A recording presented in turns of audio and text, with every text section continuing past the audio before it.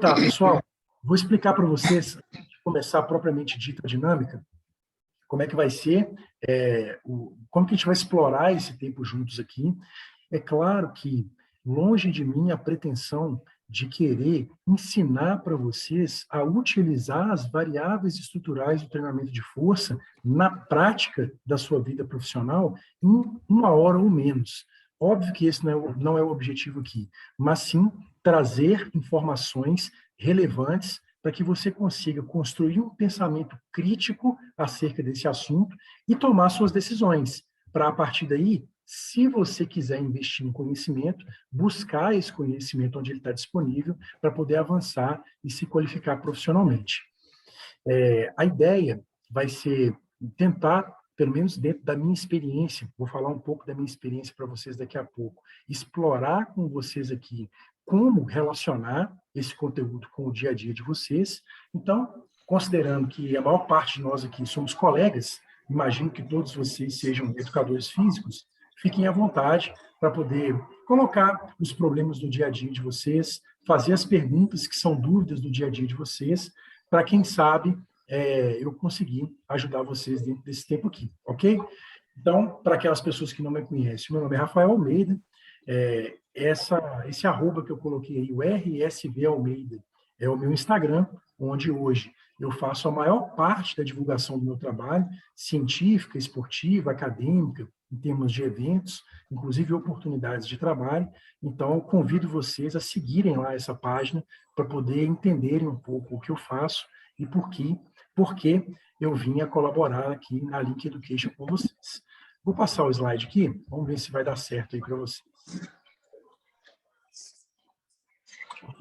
Passou aí para vocês, pessoal? Só responde aí no chat. Passou. Está escutando, Rafael? Estou escutando sim. Beleza. Não sei quem está falando, mas estou escutando. Arlete. Bem, Arlete. É o seguinte, eu não sei se você entrou depois, eu vou pedir para vocês para manterem o microfone de vocês no mudo, só para poder manter uma linha de pensamento aqui, e qualquer dúvida que vocês tiverem, vocês enviem para mim no chat. Assim fica mais fácil para eu poder conduzir aqui o tema e tentar responder as perguntas de vocês, tá bom? Bom, vamos falar um pouco sobre mim, sobre a minha formação acadêmica. Como a maior parte de vocês, eu imagino, eu sou bacharel em Educação Física, me graduei em 2009 na Universidade Federal de Minas Gerais, onde também fiz o mestrado em Ciências do Esporte, trabalhei no laboratório de endocrinologia e metabolismo, estudando um hormônio pouco conhecido, que é a angiotensina 2, que é um vasopressor, mas que também tem papel na modulação do desempenho físico através da termorregulação. Depois disso, eu entrei para o doutorado em 2015, fui professor substituto na UFMG, na área de lutas e treinamento esportivo, fiz a certificação de treinador de força e condicionamento físico pela Eleico Education, inclusive em Porto Alegre, Chayane, em 2018, na ocasião do Campeonato Brasileiro. Concluí o doutorado em 2019 e em 2019 e 2020, eu concluí 2 especializações no Comitê Olímpico Brasileiro, na formação e no aprimoramento no esporte de alto rendimento na modalidade levantamento de pesos. Em 2021, eu fiz o curso para poder me tornar árbitro nacional de levantamento de pesos, e depois disso, resolvi, né, não é que resolvi, ainda não iniciei nenhum outro projeto de formação acadêmica, sendo que, como eu estava conversando com a Chayane aqui antes de começar a aula, a minha próxima certificação certamente vai ser a de Personal Training da Link Education, só aguardando o momento oportuno aqui para entrar nessa turma. Atualmente, eu atuo ainda como atleta de levantamento de pesos, né, filiado à Confederação Brasileira de Levantamento de Pesos, como treinador, também filiado, alcançando já alguns resultados expressivos com a minha equipe. Somos, por 2 anos, melhor equipe estadual, temos 2 atletas que são os melhores atletas nacionais, atletas que recebem Bolsa Atleta Nacional e que fazem parte da seleção brasileira de levantamento de peso, já participando de campeonatos em nível sul-americano, pan-americano e mundial. Então, esportivamente, esses são os resultados que nós alcançamos. Também atuo como gerente técnico da Associação Ciência e Esporte, que é uma associação fundada com o objetivo de promover não só o esporte, mas também a saúde, a cultura, a arte, o turismo e a transformação social através desse esporte, aqui no estado de Minas Gerais, principalmente em Belo Horizonte. Então, a gente realiza eventos com esse objetivo. O último evento que nós realizamos aqui trouxe para Belo Horizonte nada menos do que o Fernando Reis, o maior atleta que esse esporte já teve, e o Maxim Agaptov, presidente da Confederação Russa de Levantamento de Peso, para um simpósio científico que fizemos aqui na Universidade Federal e no estágio do Mineirão. Também atuo como membro do Grupo de Pesquisa em Saúde e Desempenho Humano da Universidade Federal do Maranhão, onde eu colaboro na produção de trabalhos acadêmicos voltados para a solução de problemas na área das ciências dos esportes, principalmente no que diz respeito a desempenho e recuperação nos esportes coletivos. Sou membro do Grupo de Pesquisa em Condicionamento Físico da PUC Minas, universidade onde eu sou docente, aqui em Minas Gerais, onde eu colaboro também na solução de problemas relacionados ao desenvolvimento, principalmente da força e da flexibilidade. Sou coordenador do curso de especialização em levantamento da PUC Minas, que eu vou apresentar para vocês aqui de maneira inédita, será lançado pela primeira vez no primeiro semestre de 2023. É o único curso de especialização em levantamento de pesos do Brasil, chancelado por uma universidade reconhecida pelo MEC, que é a PUC. Então, estou muito orgulhoso de fazer parte desse trabalho, da construção desse trabalho, e, finalmente, sou membro da Associação Sul-Americana de Treinadores de Levantamento de Pesos. Então, como vocês podem observar, a minha atuação, não só no que diz respeito à formação acadêmica, mas também na aplicação disso no meu ambiente de trabalho, se dá basicamente nas ciências dos esportes. Então, o que eu estudo é como desenvolver processos para que o esporte seja melhor aproveitado em termos de rendimento, recuperação, redução da possibilidade de lesões e etc. Trabalho com isso. A ideia aqui hoje, pessoal, é a gente discutir as variáveis estruturais do treinamento de força. É um tema bastante discutido nas redes sociais, no Instagram. Toda hora você abre ali uma página com alguém discutindo alguma coisa, te dando alguma informação. Faça mais repetições, faça menos repetições, use mais peso, use menos peso. Para hipertrofia, o melhor é isso, para força, o melhor é aquilo.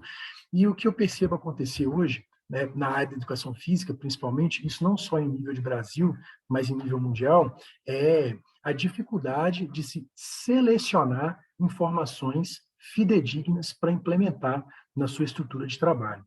E essa dificuldade se dá pela quantidade de informações que tem hoje na internet e pela incapacidade de filtrar isso da pessoa que está recebendo essas informações, porque você não consegue entender quem é o profissional que está por trás ali da transmissão desse conhecimento.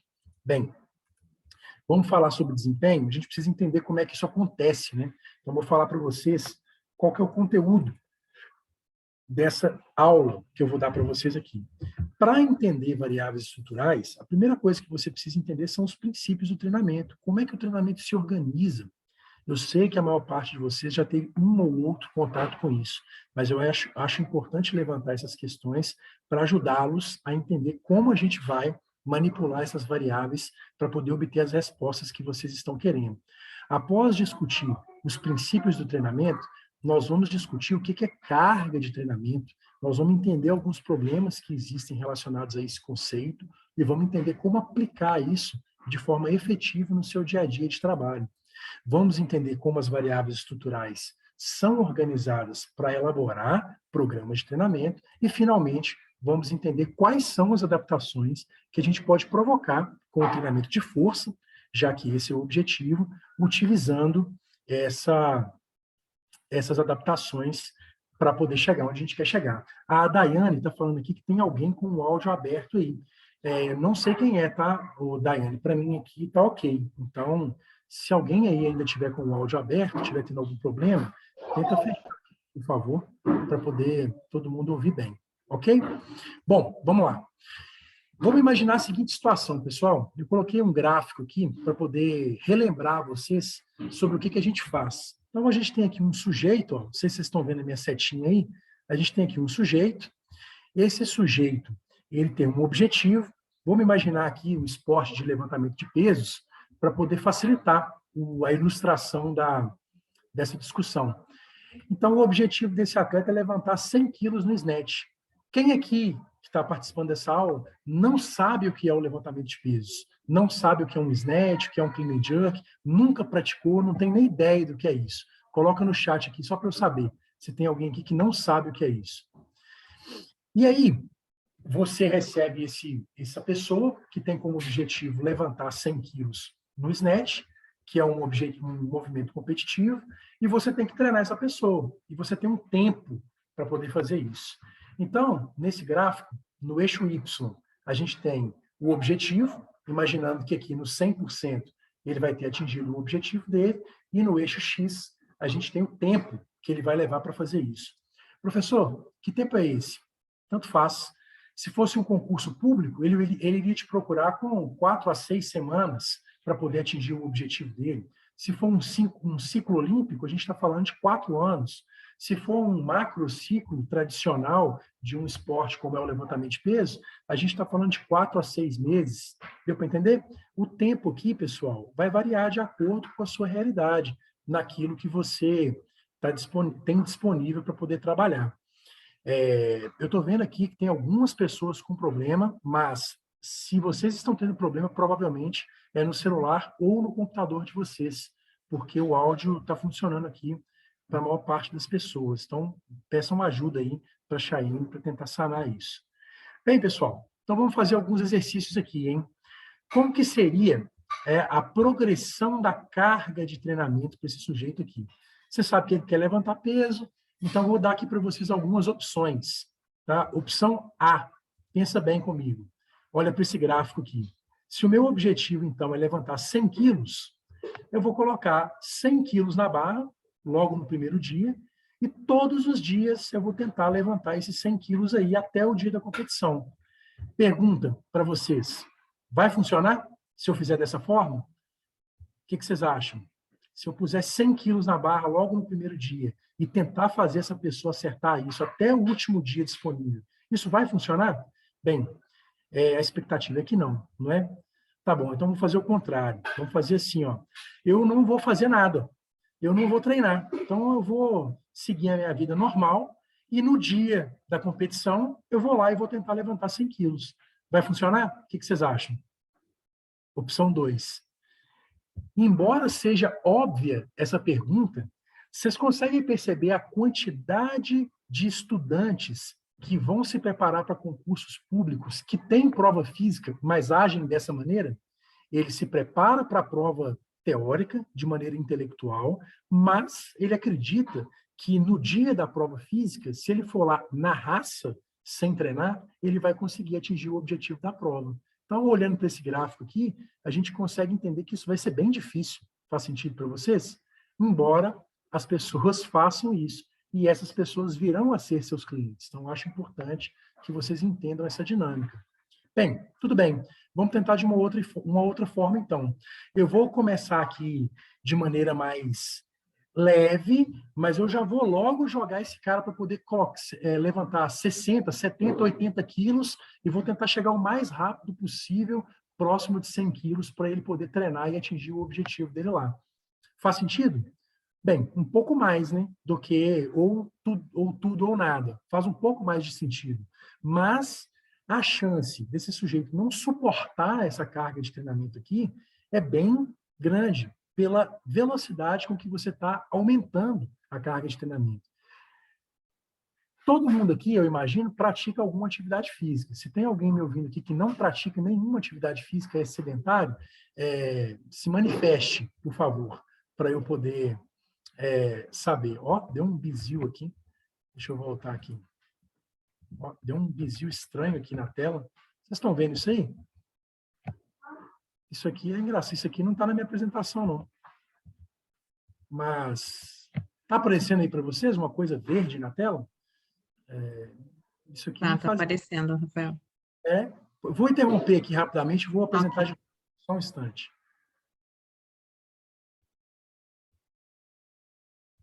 Aí, beleza. Agora voltou normal, não voltou? Voltou. Beleza. Então, a outra forma de fazer isso, né? Repetindo, isso aqui, esse aumento abrupto da carga de treinamento, ele não seria ideal porque ele expõe muito o seu sujeito ao risco. mesmo que ele seja feito no início do treinamento. Informação importante para vocês. A gente sabe que um incremento semanal da carga de treinamento superior a 10%, ou seja, você aumentar na semana subsequente mais do que 10% da carga de treinamento que você fez na semana anterior, aumenta em mais de 30% a sua chance de sofrer uma lesão naquela semana. Então, aumentos abruptos não são úteis para o processo de treinamento. Nem no início do processo, nem no final. Então, não adianta também eu querer treinar leve a maior parte do tempo e, no final, eu querer levantar essa carga de treinamento de uma vez para esse sujeito desempenhar o que ele está querendo lá ou para a prova, ou para o concurso, ou para a competição, porque isso provavelmente vai expor esse sujeito ao risco e vai ser difícil desse sujeito desempenhar. Bem, Rafael, então qual que seria o ideal? Bom, um aumento progressivo, linear, em linha reta, do início ao fim, todo dia eu aumento um pouquinho a carga de treinamento. O que vocês acham? De todas essas curvas que eu mostrei aqui para vocês, essa última que eu mostrei, a verde, ela é para vocês a que faz mais sentido? Pensem comigo. O que vocês acham? Respondam aí no chat, só para eu saber se vocês estão acompanhando. Beleza, o Rodrigo já respondeu aqui. Tem algumas pessoas falando que a tela não está aparecendo, mas acredito que o problema seja com vocês, porque a maioria está vendo. E aí, pegando a resposta do Rodrigo aqui como um gancho, eu também acho, Rodrigo, que isso aqui seria o ideal. Só que o ser humano não é uma equação matemática perfeita. O desempenho físico, ele sofre uma série de interferências que vão desde o sono até a relação que essa pessoa tem com as pessoas ao redor dela, seus familiares, seu cônjuge, seus filhos, de maneira que essa resposta linear, esse incremento linear na carga de treinamento, embora faça bastante sentido, ele provavelmente não é o que vai acontecer no dia a dia de um praticante, de um atleta, do seu aluno, do seu cliente. Então, o que a gente observa? Algo parecido com isso aqui. Faz sentido para vocês? Essa pessoa ela vai entrar dentro do processo de treinamento, você tem uma linha mestra, você sabe onde você quer chegar, mas você sabe que vai ter ali naquele processo altos e baixos, momentos em que essa pessoa vai precisar se recuperar, momentos em que essa pessoa não vai ser capaz de suportar a carga de treinamento que foi proposta para ela devido a outros fatores que estão fora do treinamento, e isso vai gerar um comportamento na sua progressão de treinamento muito parecido com esse último que eu coloquei aí para vocês. Está fazendo sentido o raciocínio? Isso é importante, pessoal, para vocês entenderem o processo de condução da carga de treinamento. E aí o Anderson perguntou aqui, seria para ele fazer 100 quilos? Seria, Anderson, mas poderia ser também um exemplo para essa pessoa fazer uma prova de 12 minutos num concurso público, ou para ela correr 100 metros no atletismo, ou qualquer que seja o objetivo físico. Faz bastante sentido no treinamento esportivo que esse seja o comportamento do incremento da carga de treinamento ao longo do tempo. E aí alguém perguntou aqui em cima, agora eu não lembro quem, seria qual o percentual adequado para a gente poder aumentar a carga de treinamento? Eu te respondo. Quem perguntou isso foi o Anderson. Anderson, em torno de 5% semanalmente.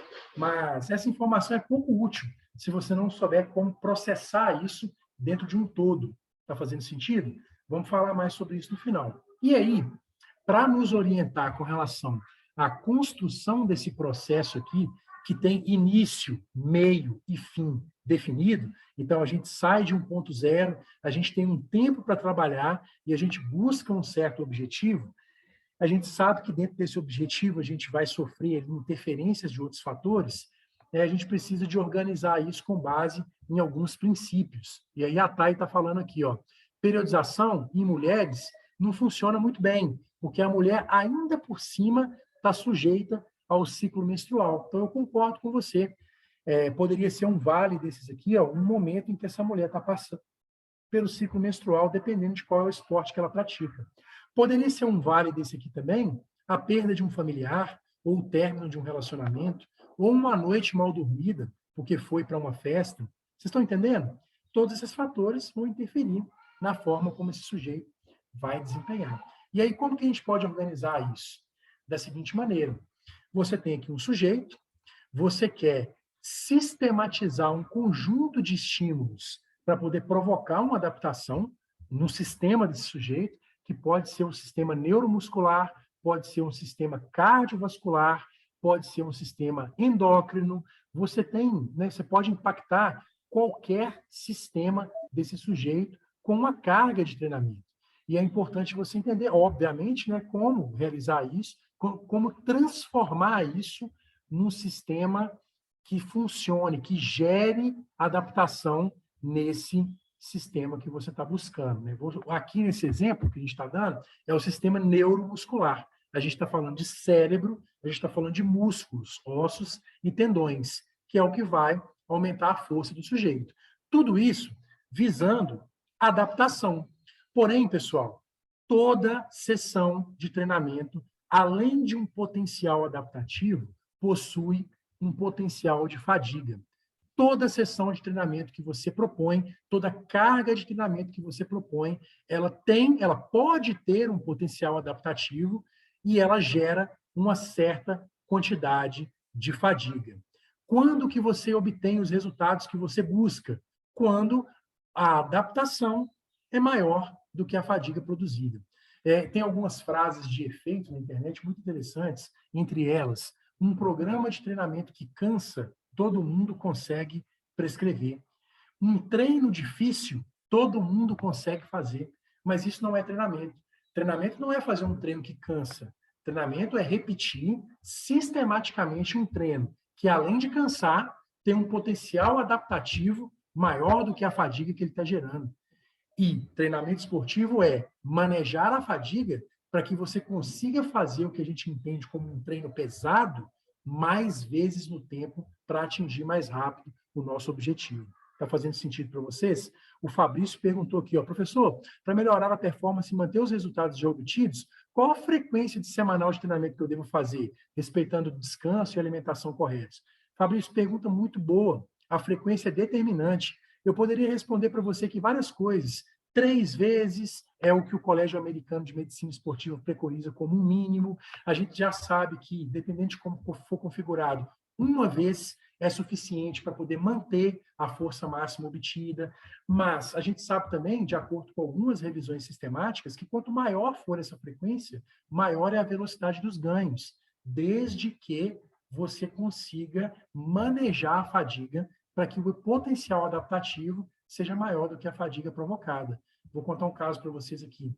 Nas Olimpíadas da Grécia, se eu não me engano, 1996, não sei se foi 96 ou 2000, uma dessas, a seleção grega de levantamento de peso fez, por 6 meses, antes da competição, 18 sessões de treinamento por semana. A gente está falando de treinar força, como vocês fazem na musculação, 3 vezes por dia, 6 vezes por semana. Nossa, mas eu nem sabia que isso é possível. Não só é possível, como foi feito. O que eu estou querendo mostrar para vocês? Essas pessoas, elas sabiam como manejar a fadiga para que a adaptação fosse sempre maior do que a fadiga, gerando o resultado alcançado. E isso é planejamento do treinamento.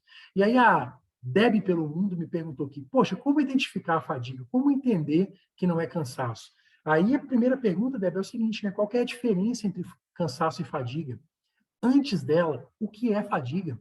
A gente tem dificuldade de entender isso. Fadiga não é só depleção de reservas energéticas, é também depressão da capacidade do sistema nervoso de produzir contração voluntária máxima isométrica em máxima velocidade intencional, e tudo isso acontece como efeito de uma carga de treinamento aplicada, que gera estresse sobre o sistema nervoso, sobre o metabolismo, e reduz a sua capacidade de desempenhar por um tempo.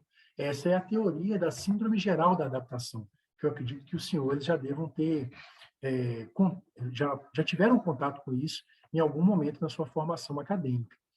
E aí, esse conjunto de estímulos que a gente está chamando de estímulos sistematizados para provocar uma adaptação em determinado sistema é o que a gente chama de carga de treinamento.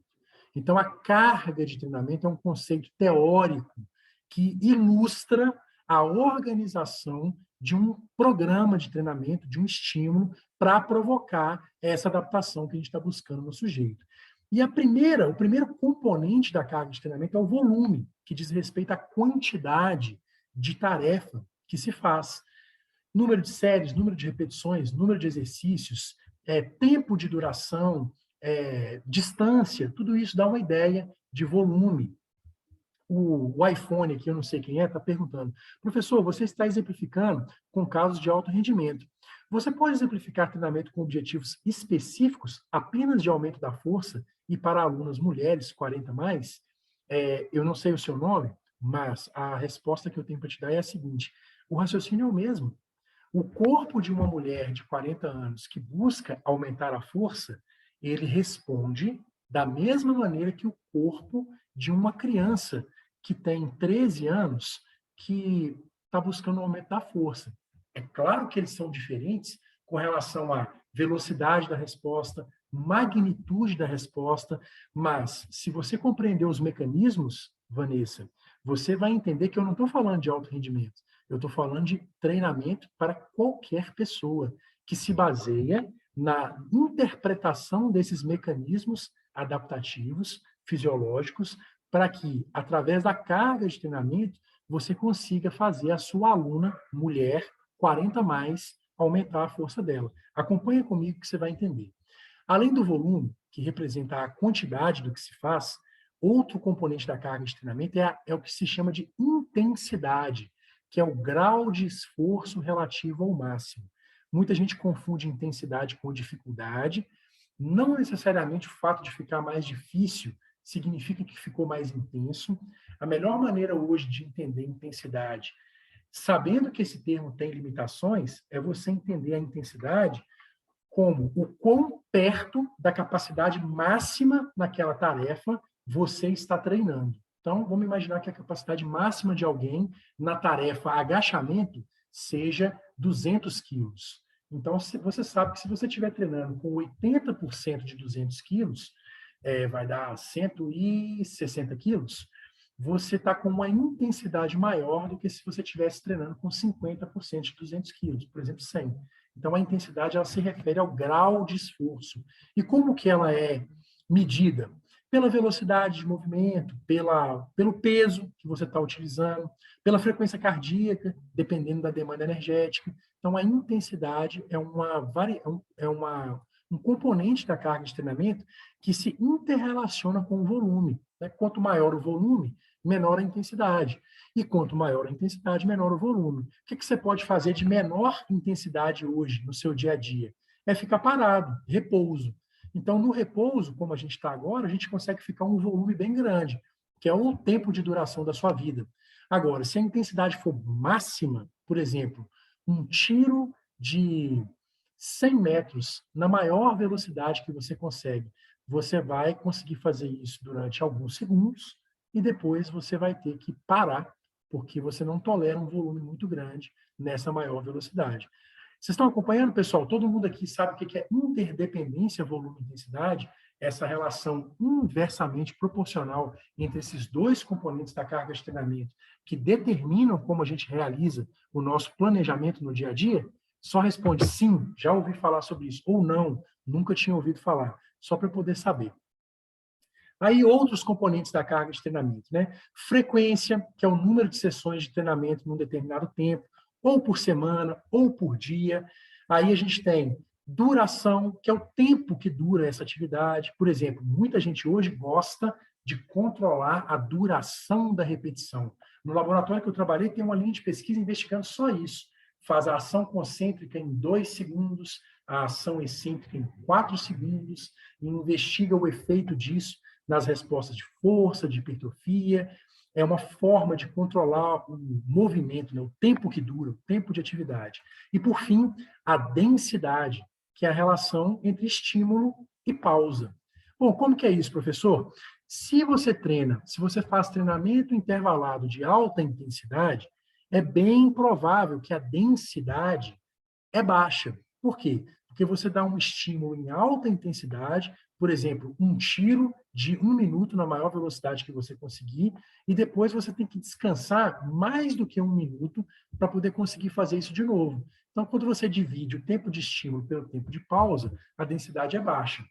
Outras tarefas, outras práticas, como, por exemplo, um circuito, uma corrida em velocidade estável por tempo prolongado, são tarefas de alta densidade, porque o tempo de atividade em relação ao tempo de pausa é muito alto. Então, nessas tarefas de alta densidade, o esperado é que a intensidade de treinamento seja baixa, enquanto nas tarefas de baixa densidade, o esperado é que a intensidade de treinamento seja alta. Complexo, né? Vamos ver se vocês entenderam o que eu falei. Eu vou dar um exemplo aqui e eu vou querer que vocês comentem para mim, por favor, o exemplo.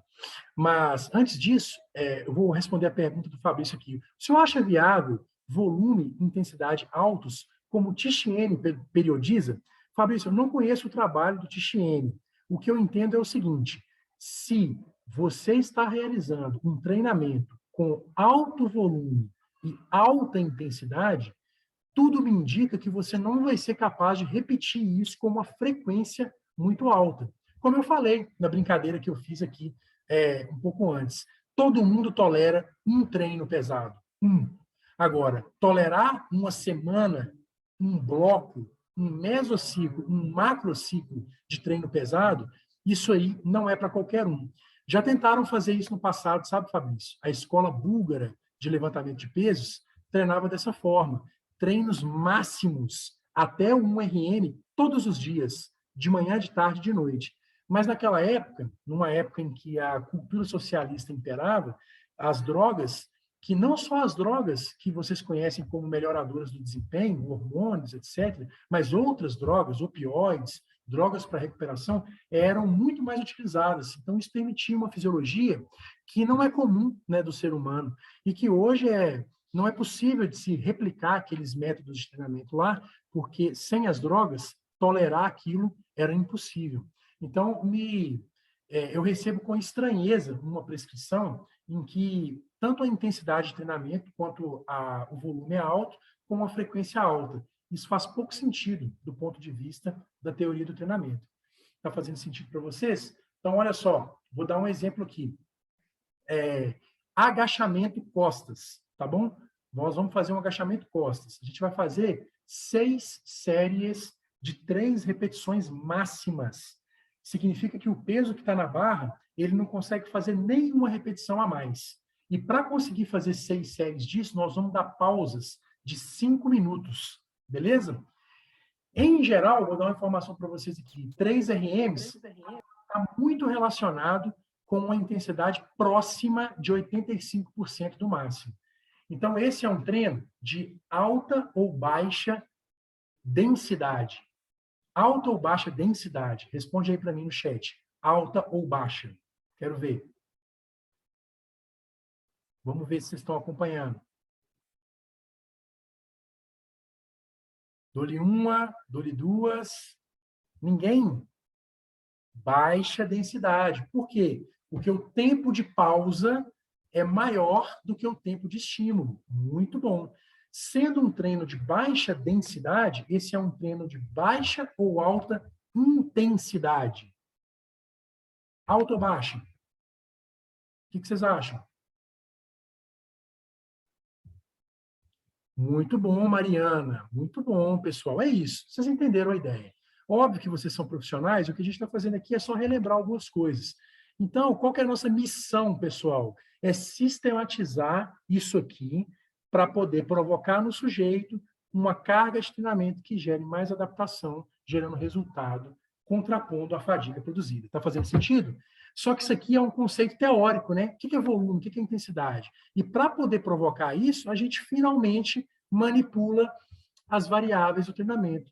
Exercícios, que são as tarefas que se realiza. Você pode escolher exercícios livres, em máquinas, multiarticulares, monoarticulares, unilaterais, bilaterais, alternados. Você pode escolher exercícios que são utilizados, que são realizados em pé, deitado. Aqui, pessoal, é o universo do movimento. O céu é o limite. Então, a gente pode escolher a tarefa de acordo com a especificidade do que se quer. Claro que se você for um bodybuilder, ou uma pessoa que está querendo resposta de hipertrofia, uma mulher de 40 anos, você vai depender de uma alta criatividade para que você consiga estimular todas as unidades motoras que geram resposta de hipertrofia no seu corpo, entendeu? Então, você vai ter que ser criativo nisso aqui. Além dos exercícios, você vai manipular o peso, que é o implemento, a sobrecarga externa.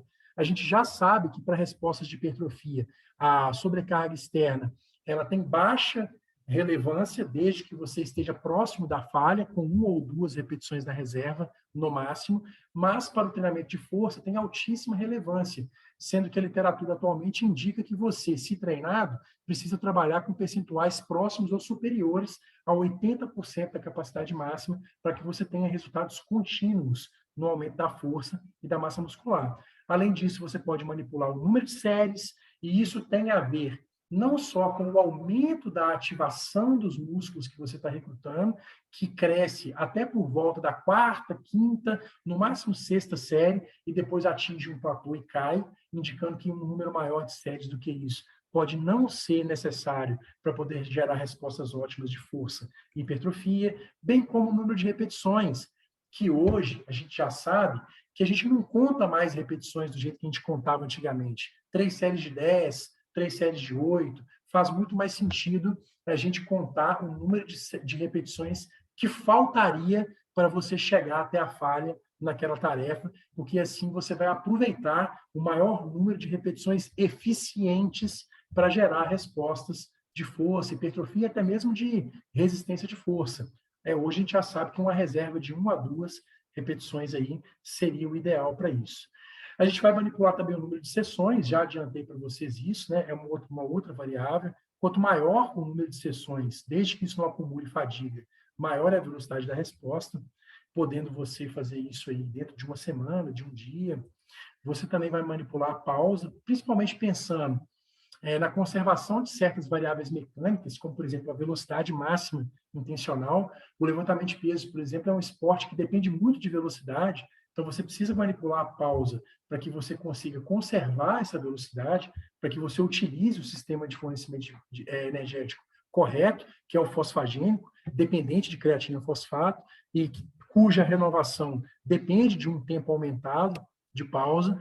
Ou, caso você queira provocar um estresse metabólico, que a gente sabe que, de certa forma, está parcialmente relacionado às respostas de hipertrofia, embora não seja determinante, o determinante é a tensão mecânica, você pode reduzir a pausa para impedir a recuperação completa e, com isso, acumular lactato no músculo que está sendo treinado, e esse lactato, por sua vez, vai sinalizar ali a proliferação de algumas vias, a ativação, na realidade, de algumas vias que vão aumentar a síntese proteica naquele local.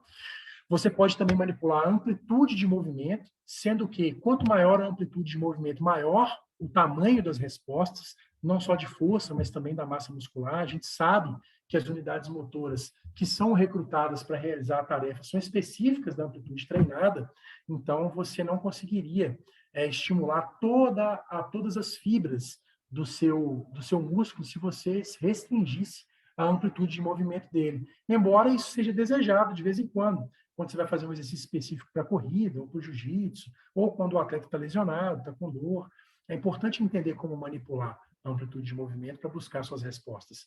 Você também pode manipular a ação muscular. Hoje a gente sabe que a ação excêntrica tem respostas, capacidade de força e capacidade de acúmulo de energia elástica diferente da ação concêntrica e da ação isométrica, e que entender como cada ação dessas provoca respostas no sistema vai ser uma ferramenta para você manipular essa variável e atingir respostas de maneira ótima. Bem como a duração do estímulo, né, por quanto tempo deve durar o tempo sob tensão para que você consiga, qual deve ser o tempo sob tensão, né, por quanto tempo deve durar o tempo sob tensão, não ficou bom não, mas qual que é o tempo sob tensão necessário para você evocar certas respostas, como, por exemplo, de hipertrofia, sinalizando, né, ativando mecanotransdutores que vão aumentar a síntese proteica ali naquele local. A Luane me pediu aqui um exemplo de exercício. Luane, você pode ser mais claro? Um exemplo de exercício para quê? Só para eu poder te ajudar. Enquanto você escreve aí, eu vou falar de mais uma variável. que é o posicionamento dos segmentos corporais. Essa variável, ela depende muito do seu conhecimento sobre biomecânica, para você saber como posicionar os pés, as mãos, como você organizar a relação entre as articulações para poder gerar um determinado movimento, um agachamento, um bom dia, um terra, um stiff, com base de sumô, com base fechada, com base neutra, com pegada supinada, com pegada pronada, na pegada de arranco, na pegada de clean. Ou seja, o posicionamento dos segmentos corporais vai gerar uma mudança nas respostas que você está tentando provocar com a sua carga de treinamento. Um exemplo clássico é o supino, né? Quanto mais inclinado for o supino, até você ficar sentado, menor é a participação do peitoral porção external e maior é a participação do deltoide, primeiro anterior e depois fibras médias. Então, se você estiver sentado, empurrando essa barra acima da cabeça, a participação do peitoral porção external é praticamente nula, embora o movimento de empurrar seja o mesmo. Ao passo que, se você estiver deitado no banco declinado, empurrando essa barra na direção vertical, a participação do deltoide médio diminui muito, bem como no deltoide anterior, aumentando a participação do peitoral porção external. Isso mostra como a posição de segmentos corporais influencia diretamente as respostas que a gente busca. Outra coisa, a trajetória de barra. Se você tem uma trajetória de barra, a trajetória do movimento, se você tem uma máquina que tem uma trajetória definida, você sabe que você não tem nenhuma liberdade ali de mudar o posicionamento dos segmentos corporais. E isso pode limitar a sua atuação com aquele grupo muscular ou com aquele movimento que você deseja treinar. Então, a trajetória é muito importante. Para nós, no levantamento de pesos, a gente faz, inclusive, uma análise técnica da trajetória para poder estimar a qualidade técnica do sujeito e quais grupos musculares estão sendo ativados ali durante a execução dos movimentos técnicos. Aí o Fábio me perguntou ali, Rafael, na rosca 21 eu trabalho todas as ações musculares e massifico a tensão, correto? Bem, isso aí você faz em qualquer exercício, desde que você tenha amplitude de movimento, peso e tempo sob tensão suficiente para que você chegue próximo da falha. No caso da rosca 21, você chega à falha, primeiro, nos pontos de desvantagem mecânica e depois nos pontos de vantagem mecânica. Faz sentido, porque você não precisa alterar o peso para isso e você não fica limitado ao peso que você consegue ultrapassar o ponto de desvantagem mecânica. De certa forma, também faz sentido, porque você vai treinar até a falha nas extremidades da amplitude de movimento. Não sei se todos vocês lembram da curva comprimento-tensão. Quando o músculo está muito alongado ou quando o músculo está muito encurtado, a sua capacidade de gerar força diminui, e dependendo da tarefa que você quer treinar, por exemplo, um judoca, que depende de fazer força em posições extremas, você pode querer treinar nessas posições mais frágeis, com o tempo sob tensão aumentado, para poder aumentar as respostas de força e hipertrofia ali. Então, Fábio, faz sentido, né? Não precisa ser rosca 21, não precisa ser 21 repetições, isso vai depender do peso, enfim. Mas a ideia de você treinar em amplitudes específicas tem a ver com a manipulação da variável amplitude de movimento. Depois da trajetória, a gente tem movimentos acessórios, que seria a utilização de outras articulações para favorecer um determinado movimento. Por exemplo, desenvolvimento de ombros em pé. Você fica em pé e empurra a barra com os braços. Obviamente, o peso que você vai utilizar nesse exercício, ele está limitado pela sua capacidade dos membros superiores de empurrar essa barra. Só que se você utilizar o movimento das pernas, de flexão e extensão, você vai transformar esse exercício num push press. Você vai conseguir colocar mais peso nesse exercício. Você vai realizar esse exercício com maior velocidade. E, embora tenha a participação da perna, quando esse peso chega acima da sua cabeça, você tem a vantagem de estar com mais peso do que você estava antes, quando você utilizava só os braços. E, como eu falei anteriormente, vou reforçar agora, a tensão mecânica, ou seja, o quanto de peso que você consegue colocar em cima do seu corpo, é determinante para estimular mecanorreceptores que vão desencadear respostas de força e taxa máxima de produção de força no seu sistema nervoso e de hipertrofia no seu sistema músculo-esquelético, ok? E aí, para finalizar, uma outra variável é o auxílio externo ao executante e a regulagem do aparelho. Então, olha só, o que é o auxílio externo? É você pedir um leve quando está muito pesado e você está inseguro para poder completar uma repetição. Se essa pessoa que está te dando leve, que está te dando o auxílio externo, ela está qualificada para isso, ela vai te ajudar só no ponto de desvantagem mecânica, com aquele pouco de força que faltou ali, para que você consiga aproveitar todo o movimento com um peso maior e usufrua desse peso para estimular mais os seus mecanos receptores. Aí o Anderson me perguntou aqui, então quer dizer, professor, que não importa mais o número de repetições e o peso, o que importa é chegar à falha para a hipertrofia? Anderson, se fossem há 5 anos atrás, eu ia te responder categoricamente que sim. Qual que é o problema de chegar até a falha? É que você aumenta muito o tempo que você vai conseguir fazer aquilo de novo. A falha, ela otimiza as respostas de hipertrofia. Só que a falha causa mais dano, causa mais acúmulo de lactato, dependendo da intensidade, do peso que você está utilizando, e aumenta muito o tempo de recuperação de uma sessão para outra. Hoje, a gente já sabe que não precisa chegar na falha, que é aquela repetição que você é incapaz de completar a tarefa. Se você chegar 1 ou 2 repetições antes da falha, você já aproveita ali de 4 a 5 repetições eficientes para poder gerar essas respostas de hipertrofia. Entendeu, Anderson? E aí, pessoal, essas são as variáveis que você finalmente manipula para atingir esses objetivos. Então, o que a gente busca com o treinamento? Aqui à esquerda tem a figura de um atleta de levantamento de pesos, um atleta búlgaro, por sinal. Observem a estrutura física desse atleta, observem o percentual de gordura desse atleta e o nível de massa muscular dele. Além disso, esse atleta ele apresenta altos níveis de flexibilidade, de amplitude de movimento. Quanto maior a sua amplitude de movimento, maior o seu potencial de aumentar a força e a massa muscular. Então, alguém que consegue agachar completo tem muito maior potencial de aumentar a massa muscular do glúteo, dos membros inferiores, do que alguém que não consegue. Alguém que tem maior força máxima tem muito mais capacidade de tolerar a carga mecânica, tolerar volume para gerar resposta de hipertrofia do que alguém que não consegue. Quando você treina em máxima velocidade concêntrica intencional, ou seja, você quer mover o implemento o mais rápido possível, você aumenta a taxa máxima de produção de força. Mas não somente, você aumenta a velocidade que a sua força máxima aumenta e, consequentemente, você aumenta o potencial da sua geração de hipertrofia. Luane, amplitude de movimento é a variável que descreve a capacidade motora flexibilidade. A capacidade motora flexibilidade é a capacidade de se movimentar nos arcos articulares de uma ou um conjunto de articulações. E essa capacidade é medida em graus pela amplitude de movimento. Então, a resposta é sim, estão diretamente relacionadas.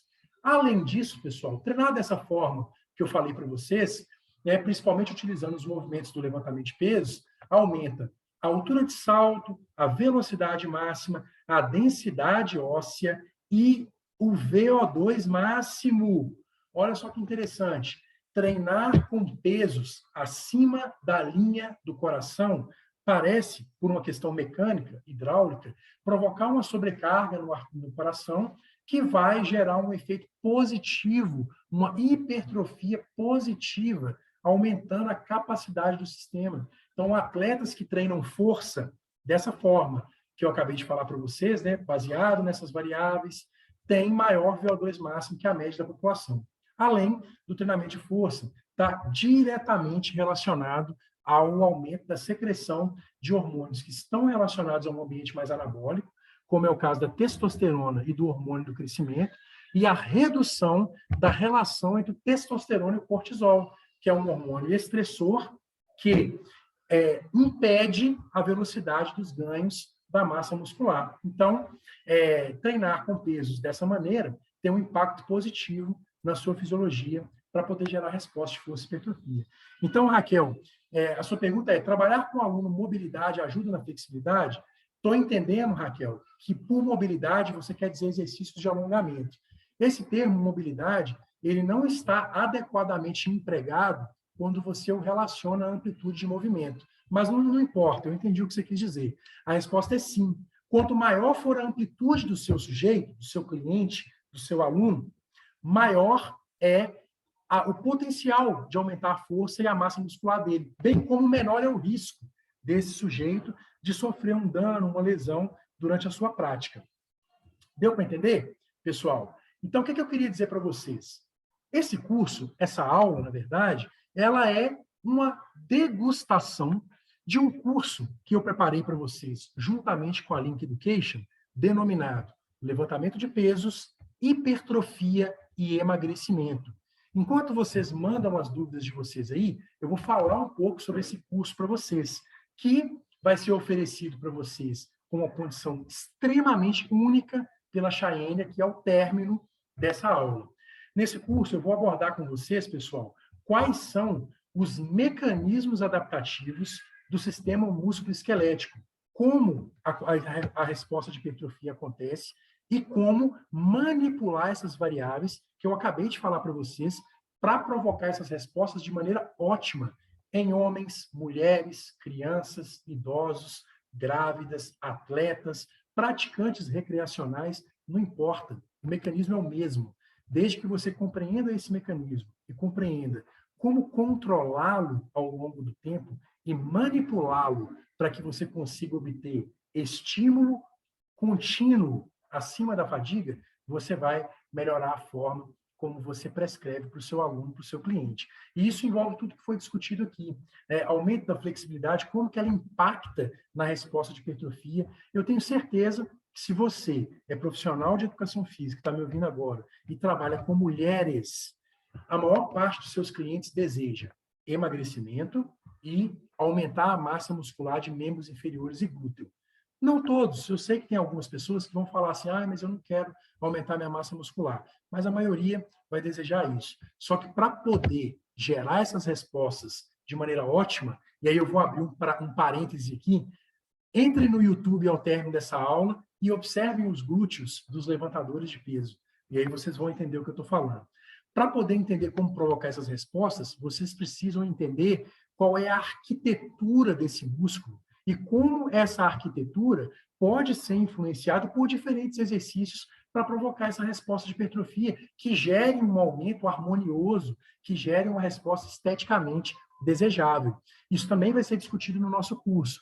A dissociação entre respostas de força e hipertrofia, como você vai manipular a velocidade de treinamento, amplitude de movimento, número de séries, qual é o número mínimo de séries, de exercícios, de sessões de treinamento que você precisa fazer para poder levar um cliente, um aluno seu, a ter esses resultados. Bem, tudo isso e muito mais vai ser discutido durante 2 horas nesse curso.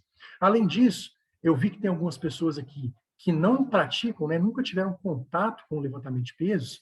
Nesse curso eu vou destinar um bom tempo razoável para vocês para ensinar como implementar esses movimentos, como aprender os movimentos, como corrigir os movimentos, agachamento, desenvolvimento de ombros, levantamento terra, puxadas, arranco, arremesso e suas variações.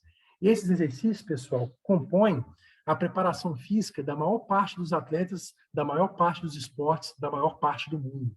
Existe uma frase de efeito que é assim: os grandes campeões treinam levantamento de pesos. E não é porque você vai para o CrossFit fazer força de maneira aleatória, não. É porque se você compreender essa ferramenta, você vai compreender como ela está fundamentada nos princípios do treinamento e organizada através da teoria do treinamento para provocar essas respostas que eu acabei de falar para vocês aqui agora.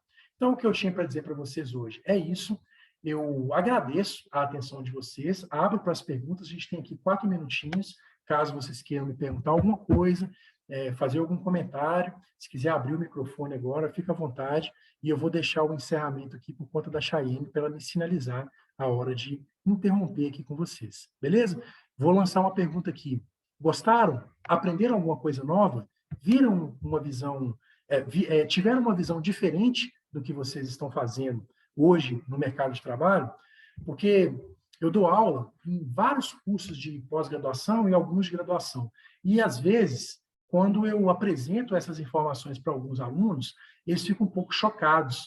Eu já tive aluno falando assim: então quer dizer, professor, que tudo que eu aprendi até aqui está errado? Não, não quer dizer que está errado, mas a ciência evolui.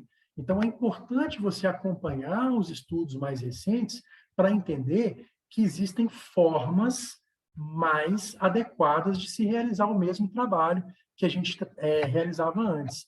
O Ricardo está perguntando aqui, ó, nesse curso tem alguma ferramenta para o jiu-jitsu? Ô, Ricardo, eu não mencionei aqui, porque não era o objetivo da aula, mas eu sou faixa preta de jiu-jitsu e fui por muitos anos preparador físico de atletas de MMA. Hoje ainda, eu faço a preparação física, por exemplo, do Lyoto Machida, que é um ex-atleta do UFC. E eu te digo, se você implementar, se você entender a ideia que está por trás do que você vai ver nessa aula sobre hipertrofia e emagrecimento, tenha certeza, meu amigo, você vai melhorar a qualidade do que você faz, você prescreve o treinamento para os seus alunos. Beleza? Estou vendo aqui os agradecimentos de alguns.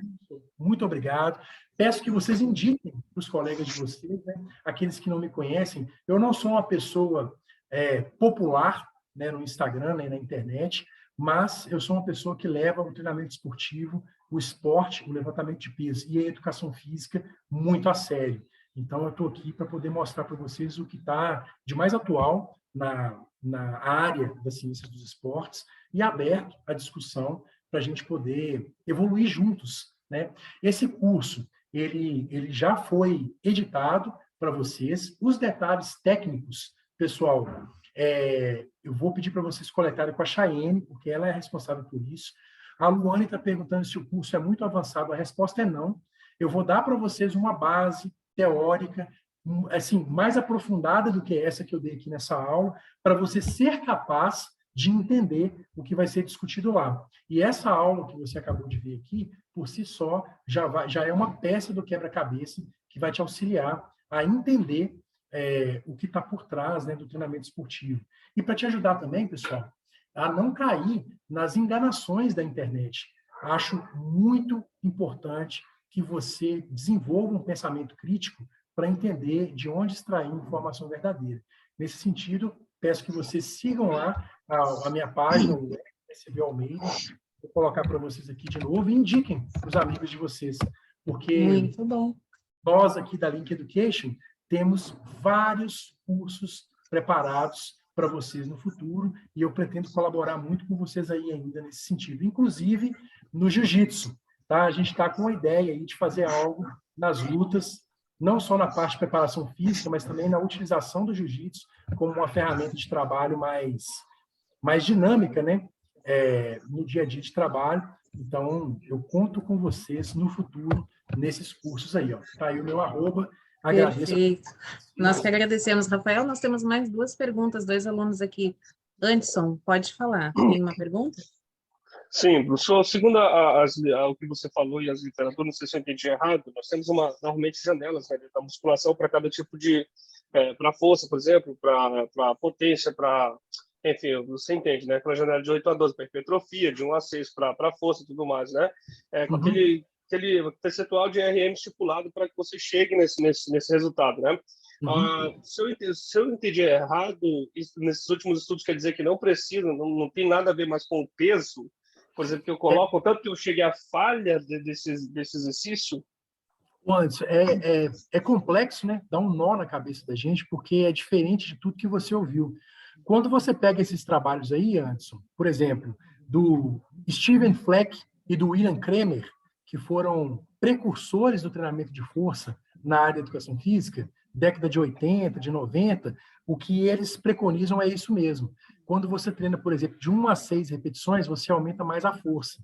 Quando você treina de 8 a 12, você aumenta mais a massa muscular.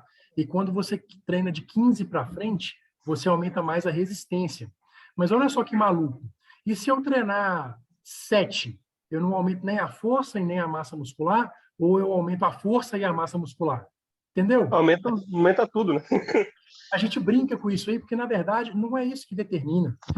Por que ele fala isso? Ele fala isso porque ele sabe que se você treinar até a falha, ou pelo menos próximo da falha, fazendo de 1 a 6 repetições, é bem provável que você esteja com uma intensidade percentual acima de 80%.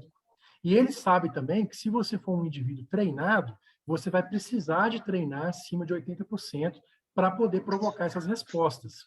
Porém, se você for até a falha ou próximo dela, mesmo com 6 repetições, você vai ter respostas ótimas de hipertrofia. Eu não citei isso aqui, mas eu cito isso na aula que vocês vão assistir, no curso de hipertrofia e emagrecimento. No meu trabalho de doutorado, eu investiguei o efeito do treinamento até a falha com alta e baixa intensidade sobre as respostas de força e hipertrofia em indivíduos treinados e não treinados. E o que eu observei foi que a massa muscular aumentou da mesma forma para todos os grupos, independente da intensidade de treinamento e do número de repetições. No grupo treinado baixa intensidade, a média de repetições por série de cada pessoa que praticava era de 36 repetições aproximadamente, enquanto que no grupo treinado alta intensidade, a média de repetições era 6. Então, eu tinha pessoas fazendo agachamento, eles iam para o laboratório 3 vezes por semana e faziam 8 séries de agachamento. Um grupo, 8 séries de 6, em média, e o outro grupo, 8 séries de 36. Um com um pesão, 80% de um RM, e o outro grupo com um pezinho, 30% de um RM. Para a maior parte das pessoas, era só a barra. E a resposta de hipertrofia foi igual para os dois grupos. Mas a resposta de força não foi. O grupo que treinou em alta intensidade aumentou a força, mais de 30%. E o grupo que treinou em baixa intensidade perdeu força, se treinado. Entendeu? Então, hipertrofia está muito mais relacionada à proximidade da falha do que qualquer outra coisa. Número de repetições, peso. Agora, o aumento da força não. Depende de uma tensão mecânica alta, em geral, igual ou superior a 80% de um RM. Eu discuto isso com mais detalhes nesse curso, levantamento de peso, hipertrofia e emagrecimento. Obrigada, Tá ótimo, Rafael. muito obrigado. Pergunta agora da Benaia. Pode falar, Benaia. Então, ou seja, quer dizer que é melhor a gente preocupar mais com as repetições, com a amplitude, com a carga, e fazer tipo menos aparelho na academia, do que vou na academia e faço 3 de 12, 3 de 15, faço tipo 6 aparelhos, entendeu? Vou lá e faço 3 com esses blocos mais fechados, eu tenho mais resultados, né? Entendi, Benaia. A sua pergunta, ela é uma resposta para mim, porque ela está mostrando que vocês entenderam o que eu quis dizer aqui. Vai por aí mesmo. Se eu fosse explicar isso aqui para você, eu ia gastar mais tempo do que nós temos. Eu sei. Mas isso está explicado nesse curso que vocês receberão. Porém, eu tenho um recado para te dar. A sua pergunta começou com, então é melhor se? O melhor depende. Depende para quem? Se a pessoa consegue treinar em amplitude de movimento máxima com qualidade de movimento, é melhor treinar em amplitude máxima. Se essa pessoa consegue treinar até a falha, se ela consegue tolerar o desconforto de treinar até a falha ou próximo dela, é melhor treinar até a falha. Se ela consegue treinar em máxima velocidade intencional, ou seja, se ela tem coordenação motora, se ela conhece os exercícios num nível técnico suficiente para treinar em máxima velocidade intencional, o melhor é treinar em máxima velocidade intencional. Se ela consegue fazer tudo isso com peso, com intensidades superiores a 80%, o melhor é ela fazer tudo isso aí com peso. Só que se ela não consegue fazer uma dessas coisas, ou é um sujeito sedentário que está começando agora, para o qual tudo funciona, o melhor é fazer alguma coisa.